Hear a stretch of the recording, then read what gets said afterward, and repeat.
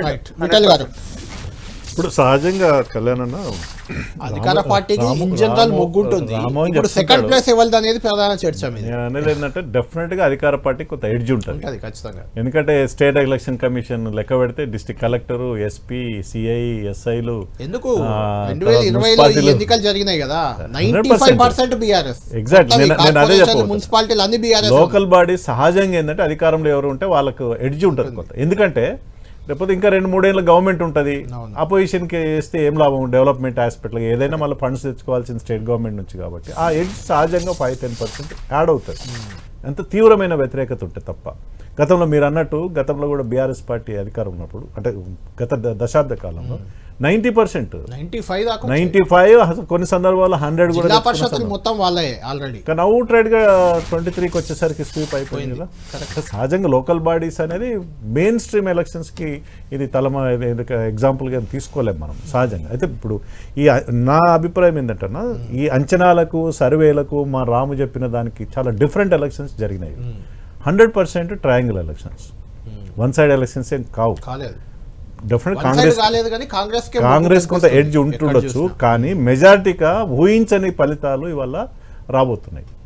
బీజేపీకి ఎవరు ఊహించారు బీజేపీ ఇంత సమర్థవంతంగా ఇంత ఓట్ బ్యాంక్ పెంచుకున్నదా అనేది. ఉత్తర తెలంగాణలో కనిపించింది. ఉత్తర తెలంగాణలో మొదటి ఉత్తర తెలంగాణలో కాంగ్రెస్ కి కొన్ని ఏరియాలో బీఆర్ఎస్ కాంగ్రెస్, కొన్ని ఏరియాలో బీజేపీ కాంగ్రెస్ లేదా బీజేపీ బీఆర్ఎస్ తోటి కూడా ఉన్న సందర్భాలు ఉన్నాయి. మాకు వీక్ ఎక్కడంటే మొదటి నుంచి కూడా మేము అంచనా వేసుకున్నాం. నల్గొండ, ఖమ్మం జిల్లాలో కొంత వీక్ ఉన్నాం. ఇంకా మాకు పుంజుకోలే, ఆ ప్రాంతానికి మేము వెళ్ళలేకపోయినాం. సో సహజంగా డెఫినెట్ గా ఊహకందని రిజల్ట్స్ ఇవాళ బీజేపీకి డెఫినెట్ గా రిజల్ట్స్ రాబోతుంది. చాలా నియోజకవర్గాలు వీఆర్ డిసైడింగ్ ఫ్యాక్టర్స్. కొన్ని ఏరియాస్ లో ఆల్మోస్ట్ స్వీప్ ఉంటుంది, కొన్ని ఏరియాస్ లో మాత్రం వీఆర్ ది డిసైడింగ్ ఫ్యాక్టర్. ఎవరు మేయర్ కావాలంటే మేము డిసైడ్ చేయాలి. ఎందుకు అరవింద్ గారు అట్లా ఎవరు రావాడు అని అలాంటి భాషను ఎలా చూస్తారు? మరి క్యాండిడేట్ ఆపొచ్చా అన్న? క్యాండిడేట్ అనేవాడు పోలింగ్ బూత్ లోకి పోతాడు. అధికార పార్టీ పోలీసులు అడ్డం పెట్టుకుని దుర్వినియోగం చేసి చాలా ఏరియాలో రిజల్ట్స్ కనిపిస్తున్నాయి కదా. విజువల్ చూస్తే కెమెరా పట్టుకొని వాళ్ళందరి వీడియోలు తీయొద్దు కదా. లోపల వీడియో తీస్తుర్రు, మీరు చేస్తున్న పనులు నేను వీడియో తీస్తున్నాను అంటారు. కెమెరా అలౌడ్ కాదు సార్, సీసీ కెమెరా ఉందని బయట అలౌడ్ చేయలేదని అది అక్కడ అబ్జెక్షన్ తనది. సహజంగా అధికార పార్టీ యంత్రాంగాన్ని మొత్తం చేసుకుంటుంది, వాళ్ళ సపోర్ట్ గా తీసుకుంటుంది. చాలా ఏరియాలో కనిపించింది. నేను అంటున్న పాయింట్ ఏంటంటే విఠల్ గారు, మీరు తెలంగాణ మూవ్మెంట్ లో ఉన్నారు, అప్పుడు ఉద్యమంలో పోలీసుల మీద చాలా విమర్శలు చేసిన సందర్భాలు ఉన్నాయి. అంటే అక్కడ ఏమైందంటే మీరు జగ్గారెడ్డి గారు కానీ అరవింద్ గారు కానీ ఇలాంటి మాటలు, ఈవెన్ బీఆర్ఎస్ వాళ్ళు ఎలాగో వాళ్ళు ప్రతిపక్ష పార్టీ వాళ్ళు అంటూనే ఉంటారు. కానీ వీళ్ళ బిహేవియర్ వల్ల కామన్ ఓటర్లలో ప్రజలలో పోలీసులపై నమ్మకం పోయే అవకాశం ఉంటుంది. 100% పోయిందన్న. నమ్మకం పోగా కాదు, పోయింది.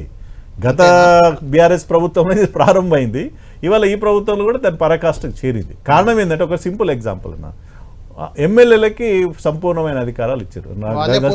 నాకు తెలిసి రేవంత్ రెడ్డి అన్న కూడా అదే పని చేస్తున్నారు. బీఆర్ఎస్ ఏం చేయాలి, ఎమ్మెల్యేలని డిసైడ్ చేస్తే సిఐని కానీ ఎస్ఐని కానీ ఆటోమేటిక్ గా ఈయన లెటర్ ఇస్తే తప్ప ఆ పోస్టింగ్స్ ఉండవు కదా.